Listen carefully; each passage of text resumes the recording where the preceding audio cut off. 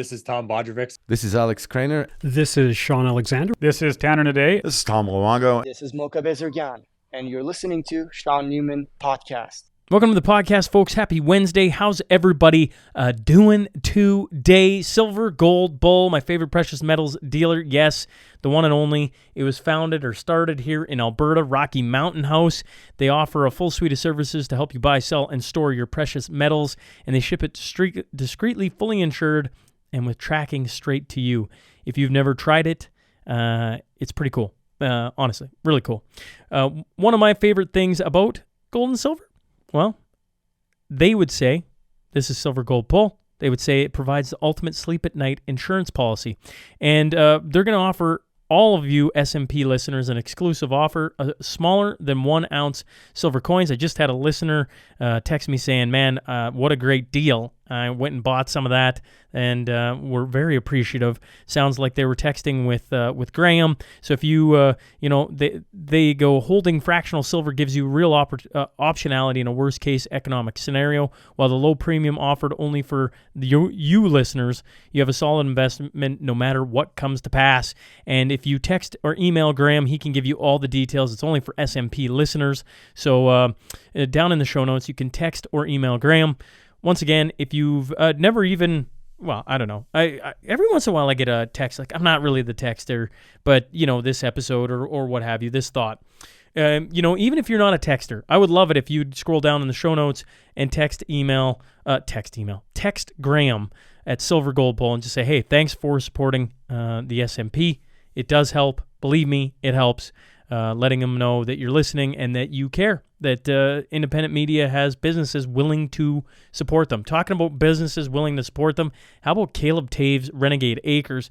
He supports the podcast, and in return, he just wants me to talk about things going on, like community notes. I'm like, what a cool thing. So I got a lot of time for Mr. Taves, Renegade Acres, and I want to bring up, and this is more from the back point or the standpoint of the podcast here as we walk into July. So July, I leave with Mel and the kids. We are heading to the States. We're gone for the month of July, and you're going to notice the podcast is going to change for the month of July, specifically for July.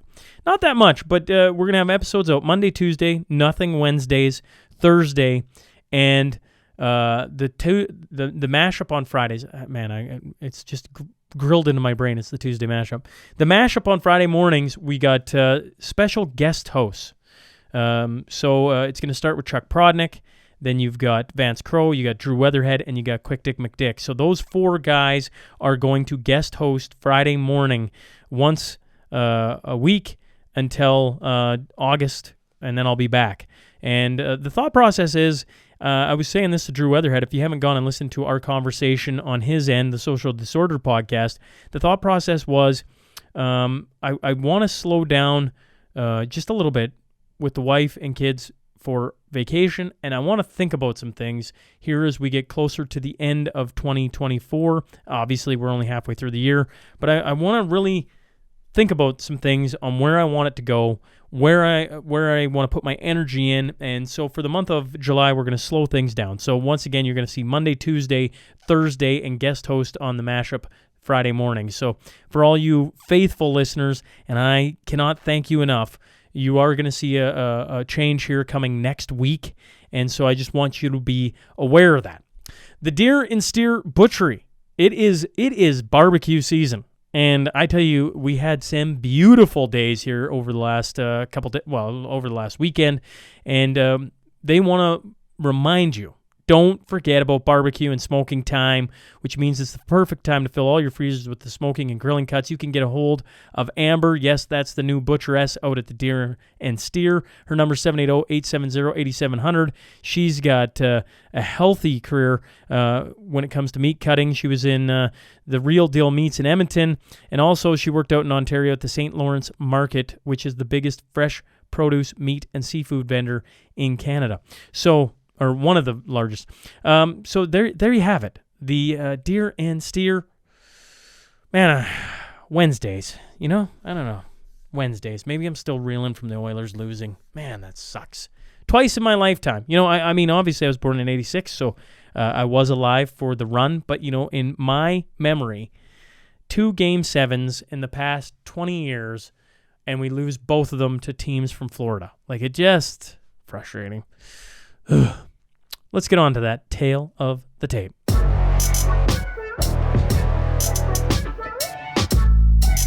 He's a former Canadian politician who served as a member of provincial parliament in Ontario from 2007 to 2022. I'm talking about Randy Hillier. So buckle up. Here we go.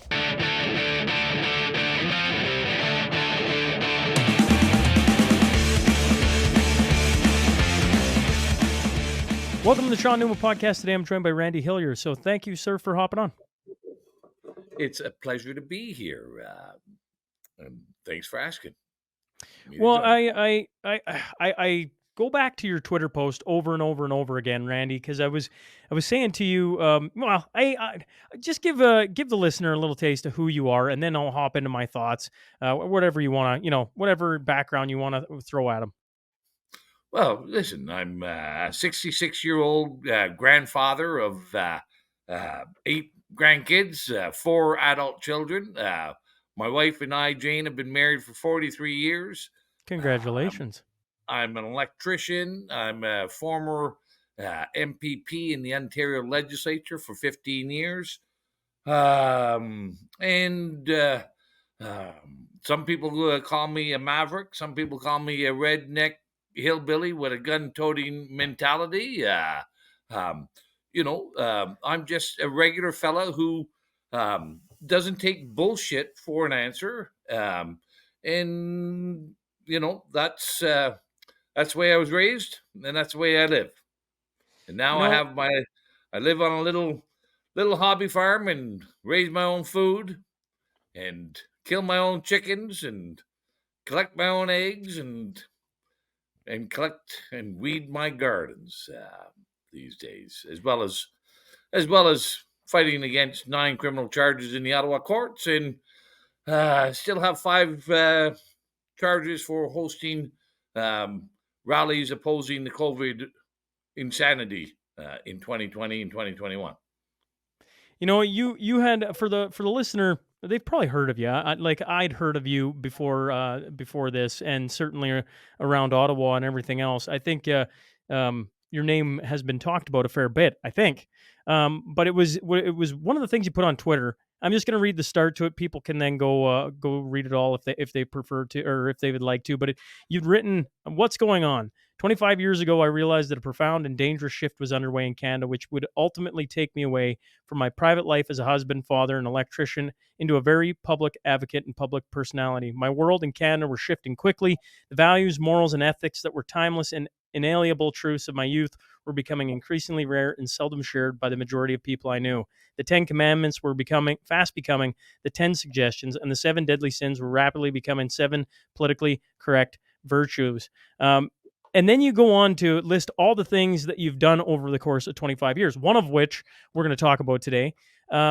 But I found it to be a very, I don't know why obviously people can go read it on Substack as well. You have a Substack. We'll toss that in the show notes for you if they want to go read your writing, Randy. But I just found the way you summarized it to be something I think, the freedom community probably needs to hear a bit more of. And that's like what worked, what didn't work, what's some of the things in civil disobedience when you're going to do it that can galvanize the public to not only pay attention, but come to your side, right? And actually support what you're trying to do. Because lots of civil disobedience is for the greater good of the public. It's just trying to win that battle of getting them on your side. And I thought the Twitter post you had really summarized that really well. Well, thanks. It was just I did up a little video montage. I found a song that I've always liked and put a few of the images of my history in that little video montage. And just, we have a real problem in this country, and it's an ignorance of our history.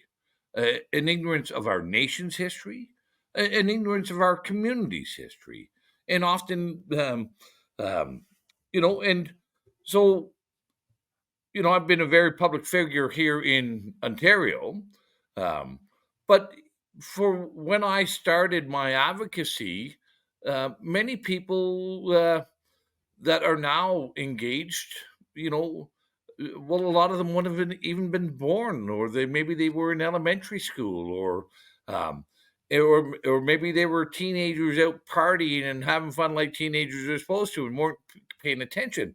Um, so, so I just put a few of the things that I've done in a bit of a chronological or in sequential order. About first uh, writing my thoughts and sharing them as public opinion pieces in the newspapers, and which then led to the formation of the Lanark Landowners Association and our slogan, "This land is our land, back off government," because we were seeing these changes happening, especially so in rural Ontario.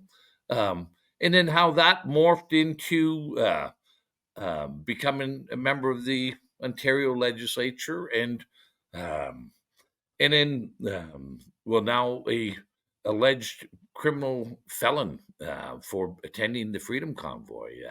But I think what it comes down to, um, what's important for people to understand is uh, peaceful, nonviolent civil disobedience is the only means normal people have ever had to alter the direction of their culture, their society, or their government, right? And it goes back through history, and in Canada especially, we have diminished the role of civil disobedience. But the a good example where this starts was um, a fella who nailed 99 grievances on the doors of the Catholic Church a long time ago and said, "This is what we're doing is wrong." And of course, that single act of civil disobedience led to the Reformation and many, many great things afterwards. Um, you know, we've, but here in Canada, we have a long history and colorful and and successful history of civil disobedience as well. The rebellions of 1837 to 39. Now they weren't quite so peaceful eventually, but that led to responsible government. The Winnipeg General Strike in 1919, the conscription crisis during the wars. Uh, Hell, even Greenpeace was a Canadian um, um, creation. And they were successful in, whether you like it or not, they were successful in ending the seal hunt and many other things.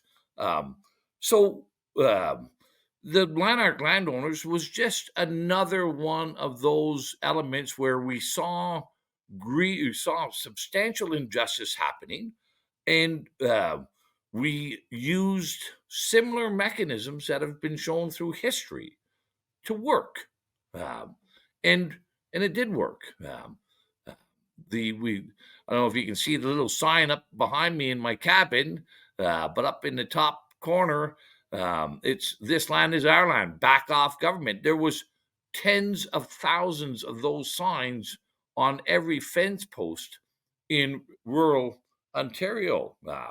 We these this small group of people who got together and said government is interfering in our lives excessively, um, and how they're behaving is unjust.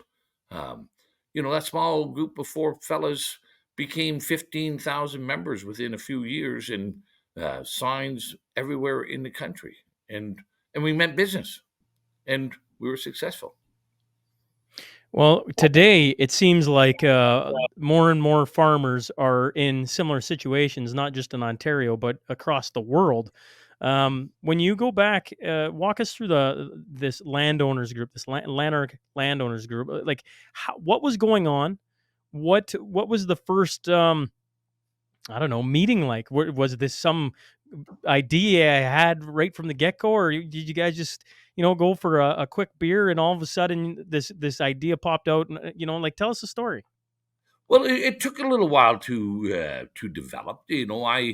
Um, I had met a few. Well, I was not happy. I had been writing columns and opinion pieces um, that were being published in many of the mainstream media, um, and I was living outside of a little town called Carlton Place in Lanark County, and the gun registry had come in. They were wanting to register guns and being able to come in and without warrant and inspect.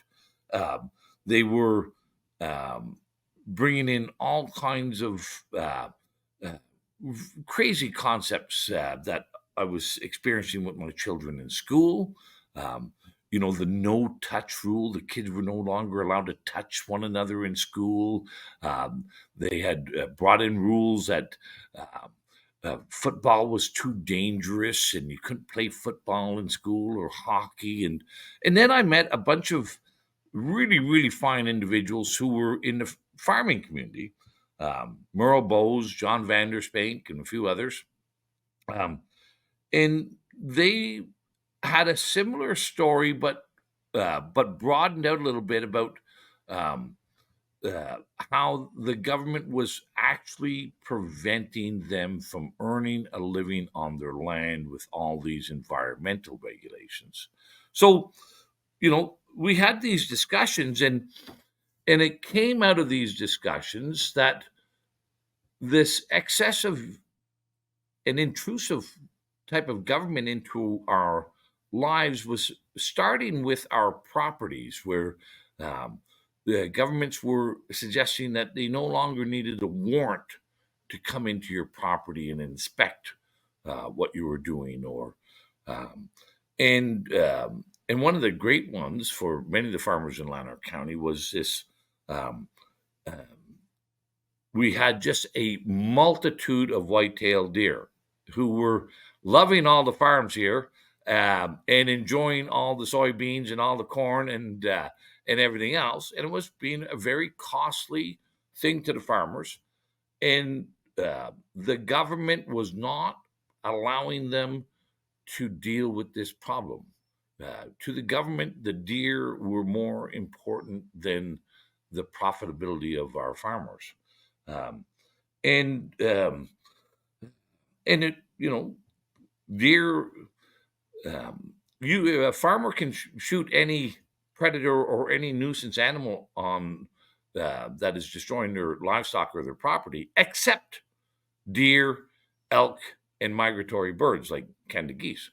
Um, so we challenged that law, and one of our first events was what we call the Father's Day deer hunt, deer cull, and it wasn't too much longer that the government decided to start issuing nuisance deer removal permits to all the farmers in Eastern Ontario.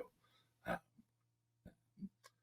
and, we hosted a big Father's Day rally. We told the government, we told the Ministry of Natural Resources that we were going to be shooting deer out of season. And to come and watch us, come and join us. We're going to be serving hamburgers and hot dogs. We encouraged all the media to come and see what was going on. And sure enough, shots were fired, deer were running, and so was the government bureaucrats and the politicians after that day. They were running just as much as a deer. We had caught them in the headlights of their injustice. And as I said, the government started issuing deer removal permits. When you say you caught them in their injustice, what do you mean? Well, it was a folly. It was foolish. It was harmful. The government is here to serve people, not to serve white-tailed deer. Right? That's what government is created for, not to prevent someone from having a prosperous, successful life, but to facilitate and encourage through legislation and laws that you can be successful and prosperous. And, it was just a contradiction that why would they be wanting to protect deer more than farmers? What year are we talking about, Randy? Do you remember like what year is this all going down? Like what year does this So start? I think the Father's Day deer hunt was it was either 2002 or 2003. I think 2000 and I think 2003, but I might be off. When you were having you got yourself and I think you said three others, and you're sitting around and you're throwing around ideas. Whose idea was a Father's Day deer call? And did you have some chuckles like, okay, this is how we're going to do this? We can't just shoot 50 deer because we'll all go to jail for that, as the law states right now. So we're, when we got together, the everybody appointed me as the mouthpiece for the organization for whatever reason, but we would get together and we would mull this through, and like I said, we had very good, one Merle Bowles was an organic vegetable grower. Brian Hanno had a raspberry, pick your own raspberry operation. John Vanderspank was a cash cropper, and there was others as well. But we knew we just used history as our guide to this, and we said we're not going to make it easy for the government to charge us, but we're also we're also going to make it very difficult for them to charge us. And like I remember I'll go forward a couple of years. We were closing down the Ministry of Agriculture and the Ministry of Natural Resources buildings here in Eastern Ontario. I think it was in 2004. And we had rolled in big 600-pound bales of hay and straw and barricaded the doors with tractors and bales of hay. And the OPP came and tried to dislodge us, and they threatened us. And the OPP sergeant said to me, he said, if you guys don't leave right now, we're going to arrest you all for trespass. And I said to the OPP sergeant, I said, who's it not going to look good on if you're arresting a bunch of middle-aged moms and dads and their kids, farmers, middle class, middle-aged men and women? Who's it not going to look good on? I said to him. And he realized at that moment that, well, first off, I don't think they had enough jail cells in Kempville to put us all in. But it would be a public relations catastrophe for the OPP to be arresting farmers for trying to defend their livelihoods. So with going, so I say that. So going back, we had all our kids at these protests. Our wives, our children, brothers and sisters, and it was just a regular old family barbecue type of thing. So it would have been the optics would have been very hard for the police to do anything. And When I'm curious, when you talk optics, like it to me, maybe I'm wrong on this, but it feels like there was like a lot of thought process put into, like, listen, this is, farmers, people naturally are like, farmers are good, right? Like I don't think you think farmers evil. You think farmers, they produce, they supply food and a whole bunch of other things, and naturally you just lean towards that. But when you talk about optics, it's like, well, we better have our wives and kids there. This is a family affair. We got to make sure that, like, was that a lesson learned along the way, or that was something you knew right away? Because you say history as our guide. Was that something you walked in right away, and we're like, yeah, we got to do it the right way right from the get go?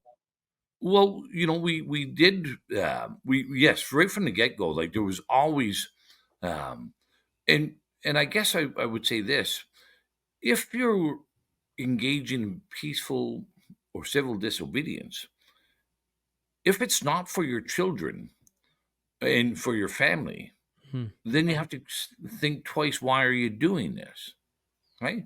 Um, and that's what we were doing this for. We not for um, not just for the dollars, but to ensure the viability of the family farm. This is so but it was not. It, but we also take these from lessons. Look at um, the the civil rights marches by Martin Luther King, um, in the states, and the great civil disobedience marches by Gandhi. They all included their families, wives, children, because that's who they are engaging in this disobedience for. Um, and we just followed um, uh, that system. It was natural to do so. I don't know how much thought we put into it, um, but we but we made all of our events very family friendly events. Our plays, our skits, um, our beef sales, um, all always had music, always had, like I said, skits, entertainment to help tell the story of the injustice that government was doing. In the article I'd read, it talked about how you talk to a retired police officer before most of your events, and that way you were in. I assume you could discuss with the police that showed up and be like, "Listen, we've already done these things, we've done this, we've done that." But when you get talking about some of the things you did by putting bales and like barricading and selling meat and different things like that, how close I don't know. I'm like, at what point did you go, we're not going to just show up and have people show up. We're going to start doing things to push on the government to force them to make a move, I guess, or to force them to change the laws so they don't have to make a move. Well, we did that right from like we knew we could take a look at all the farm organizations had been co-opted with government money. Just about every advocacy group is co-opted with government money. So we said we're not taking any government money, so we did have some retired police officers in the association as well, but we also the Ottawa Police, OPP, all the police forces would always come and visit with us and try to convince us that we ought not to do this next act, whether it's um, closing up government buildings, whether it's closing up the Highway 401, the international bridges, and all the many things, having a cattle auction on Parliament Hill in 2005. They always tried to prevent us from doing this by um, so we had these liaison members that would come and talk to us, and and they would threaten us with charges, and they would threaten us with different things, and um, and we would just tell them, no, we're going to do it.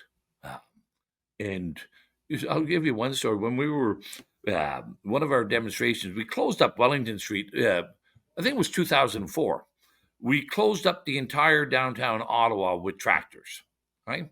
So this is 20 years before the The truckers convoy. convoy, Yeah. um, and um, and this was during the height of the BSE crisis, where we couldn't export our cattle, we couldn't sell our cattle.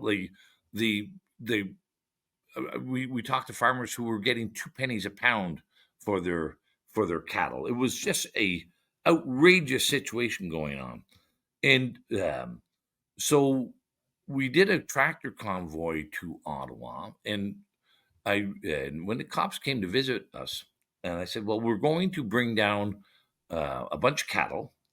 We're going to create a corral on Wellington Street, um, and we're going to unload the cattle into the corral, and we're going to have an auction for the cattle. And the Ottawa cops just about lost their, you know what, when I told them that we were going to let cattle out on Wellington Street, um, and I'll never forget it. It was the Ottawa police officer's name was Sergeant Al Martel, and he says to me, he says, "Randy, he says you're going too far now. You're way too far. It's one thing to bring tractors into downtown Ottawa, but he says we are not going to let you uh, unload cattle." He says that's a public danger, and uh, blah blah blah blah. And I said, and Al. Also, was a part-time rancher as well, even though he was an Ottawa cop. Um, and I said to him, I said, Al, I said, um, cattle, you know what they're going to be like if they're not unloaded in a nice, quiet, uh, sensible fashion. I said, if there's noise and racket uh, and conflict and controversy happening when we go to unload those cattle, I said, then you're going to have a real bloody mess. That you will have created the very danger that you want to prevent. I said, so if you're smart, Al, when we bring our cattle trailers down there, um, you'll make sure that we unload them peacefully. Um, and that's what happened.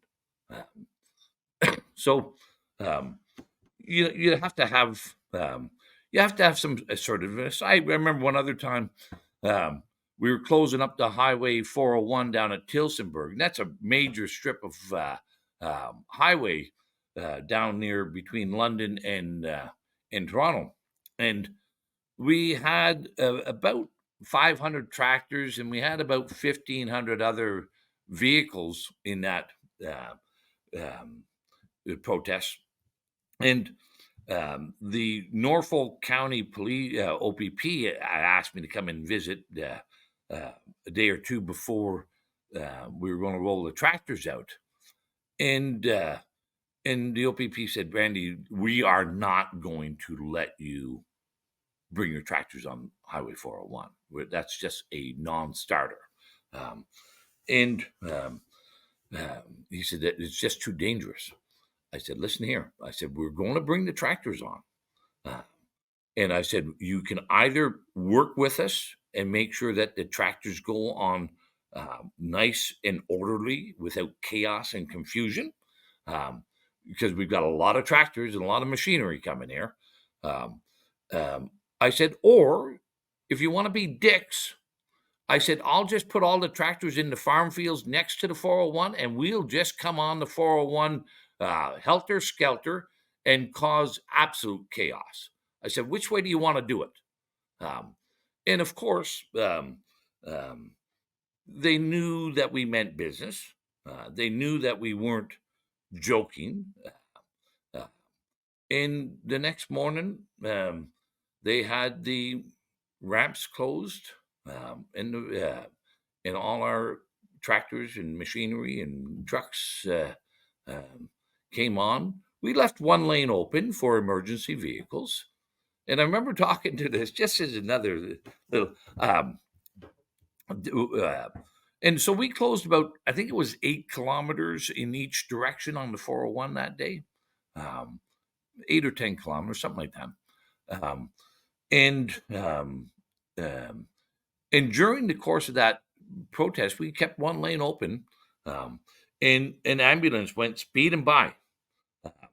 And that paramedic called us afterwards, and he said, thank God you guys were doing the protest that day.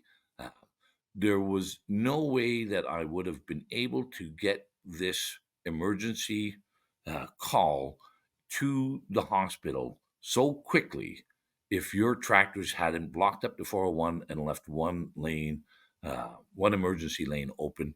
And he said, that that fellow owes his life to that tractors protest, because usually on the 401 that time of day, um, you're not going very fast. So, You know, I guess I find it always. I got to stop being amazed at how little of Canada's history I know. You know, like certainly there's chunks of it you know you're taught in school or you read about, but what you're talking about, I had no idea happened. You know, at that point I'm in high school. You know, and how much am I really paying attention? And yet I know all about 9/11. You know, like that was a big deal. That was rolled right into our classrooms. But when you have a giant protest going on where you're talking shutting down one of the, the major highways in all of Ontario with not 10 tractors, but 500 plus, you know, a ton more machinery, that's no small feat, Randy. Like that's pretty serious in my mind. oh, Like, absolutely. I think, like, but that's one of our Canadian failures as well. Is most Canadians will probably have heard of Martin Luther King and Rosa Parks, and will have seen and heard civil disobedience in the United States and elsewhere. But we downplay and we denigrate any civil disobedience here. We denigrate our own history, um, and I think there's some. I don't think that's just by coincidence, to tell you truthfully, Sean. Our educators, our government, our politicians, um, don't want Canadians to understand and believe that they do have a rich, strong, proud history that should be celebrated and recognized. That's um, They want us to believe. Well, there is no culture in Canada, and um, they want us to believe our history is full of vile, evil people, and that we should rip down statues, and um, we should keep our flag at half mast for an entire year. Um, like those are, and that we should celebrate um, a rainbow flag that represents, you know, perverts and groomers, but we shouldn't celebrate our own flag, our own history. So that's not. I don't think that's. I think there's some level of design and purpose in our education system. yeah, I would agree with you. There's a lot of stuff going on in Canada right now that well, could use a little civil disobedience, right? Like, I mean, I don't know. I look at the story, and maybe I want to spend a couple more minutes here, like because you rattled off a bunch. You closed down a highway. Did anyone get face charges for that? It feels like where I sit right now, Randy. Anytime anything goes on, you think of the Coots, 4 that went to prison or remand, and 2 of them still sitting there. You think of from the Coots protest, Marco Van Hugenbos and others that face jail time. You look at Tamara Leach and Chris Barber, and the list goes on and on. From the Freedom Convoy yourself, the charges you have. It just seems like anytime anything's done these days, although you know we went through something just like insanity in COVID, but I look back at what you did and I go, you mentioned a cattle auction on Wellington. You mentioned, which would have been a wild sight, an international bridge. Whether you closed it down or drove on it, I didn't quite see. And any time I hear international, I'm like, well, that had to have been a huge deal. You mentioned closing down the highway with just a crazy amount of machinery. I'm like, okay, so did anyone face charges for this, or is this something new that's come through under the Trudeau government? So, in all those, and there's many, many more. We closed down the border at Quebec. We did close down the international bridge at Prescott. It was closed down. Uh, Not that we did drive a couple of tractors over the bridge, but what we did do, we circled our tractors all at the exit and entrance from the bridge. So we kept just a slow roll of tractors all day long. Um, so nobody could get in or off, and so the Port Authority just closed the bridge. Um, there's in all the time I was nobody was ever charged or convicted in any of these events. Um, I was actually charged once for trespass. And I'll share you this little story. I'll try to make it quick. There was a big international conference happening in Cornwall, Ontario, at a big federal government building called NAV Canada. A bunch of cabinet ministers were there. Delegates from all around the world were there. This was on the new UN-sponsored Source Water Protection Act. And myself and a few other people showed up early to have a little protest at this international convention. We weren't expecting it to be a very big protest.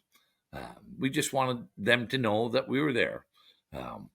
And sure enough, the Cornwall police actually arrest me and take me to the jail cell in Cornwall after me refusing their direction to leave the property. So I was put in the jail cell, and they strip down your boot laces. You have to take off your suspenders, in case you might hang yourself or whatever. Take your cell phone. Anyway, a couple of hours later, this Cornwall police officer comes to my jail cell, and he says, "Randy Hillier," he says, "I think you've spent enough time in jail." It was an unlawful arrest. You can't put somebody in jail for trespass unless you put them before a justice of the peace as well. So he says, "Randy Hillier," he says, "I think you've spent enough time in jail today." He says, "I think you should leave." And I said, "Well, I agree with you." And he says, "Just sign this document and you're free to go." And I looked at the document, and it was a recognizance that I would not go back to the demonstration site, that I would not be at NAV Canada. And I said to the Cornwall cop, I said, "Piss off, buddy." I said, "I'm not signing that." And he just got furious. I didn't know what else was going on out in the world. But he came back a couple minutes later and threw my jacket at me, my work boots and my suspenders, and he said, "Get the hell out of here, Hillier." And so I get out. Well, that small little demonstration had grown to like 1,000 people when it got broadcast on the radio that I had been arrested and was being detained at the Cornwall jail. The news spread like wildfire. People came from all over, and we all marched back up to that international convention, and they had tried to lock the doors and prevent us from going in. We went in, and we spoke to that convention, and we told all those cabinet ministers and delegates that what they were doing was harmful and what they better start doing to prevent this harm to people in rural Ontario. They got a message. But that was the only time in all the years that I'd ever been arrested or detained or charged. And it was a $100 fine for trespass. So things have changed, but I think, people need to realize if you're going to engage in civil disobedience, there is a cost that comes with it, or a potential cost, and you have to be prepared to pay that price, or at least challenge those consequences. If you're not prepared to go to jail, then you're not serious about the fight. You've captured a thought I had a while back, when it came to all the ramifications that come out of essentially the protest, is if you want to start civil disobedience, a protest or push against the government, whatever you pick, the question should be, am I willing to go all the way on this?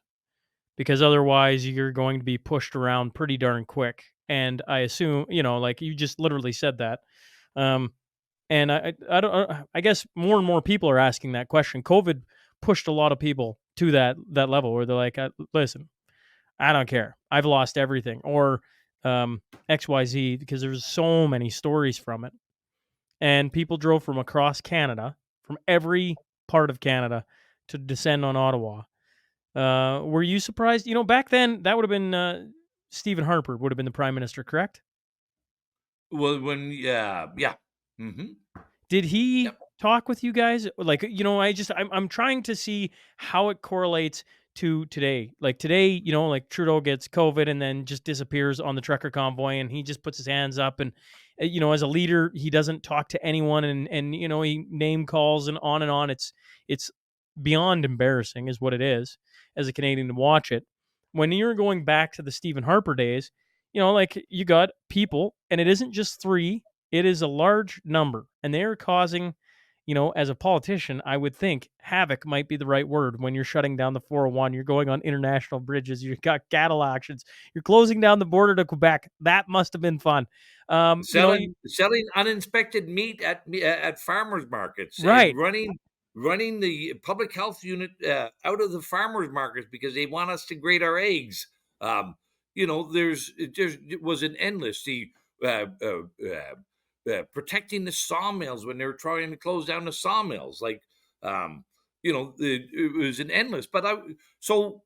Those actions happened both under Chrétien and Harper federally, and both under conservative and liberal governments in Ontario. So, but I will say, like, we always had. I remember Harper came out to actually speak when we did the cattle auction.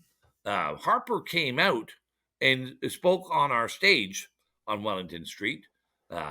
We were hanging Jean Chrétien in effigy at the time, and selling the cattle. And Harper came out to talk to us. But we also had liberals come out. Like, that is a fundamental responsibility of elected representatives, is to engage and listen to their constituents. So that, Trudeau is cut from a different cloth, obviously, in that regard. And he's also, willing to use absolute dishonesty, and use divisive, hateful language, and vilify the truckers and the Ottawa protest. But that's due because COVID wasn't just a normal case of government incompetence or government stupidity or whatever. Um, you know, there were people in government who knew that they were conning the Canadian public on COVID. They knew that COVID was not a danger. They knew that there was a great wealth of money to be made out of COVID. And Trudeau had to protect that what I would call a criminal con job on Canadians. And that's why he was willing to go so far, like what he did in Coutts, what he did in Ottawa, arresting so many people. That's an outlier situation. And I believe that it's the only time that I can think of that um, that Canadian citizens engaged in civil disobedience regarding public policy have faced serious criminal charges, and who have faced serious jail time. Um, all the things that Greenpeace did. Yeah, they got charged with some mischief for going out and painting the white coats and destroying the the value of the furs, and they got charged with mischief from impeding the whale boats and different things. Um, but but here, what we saw, what happened in Coutts, um, holding four guys in prison for 2 years without bail, wanting to put me in jail for 3.5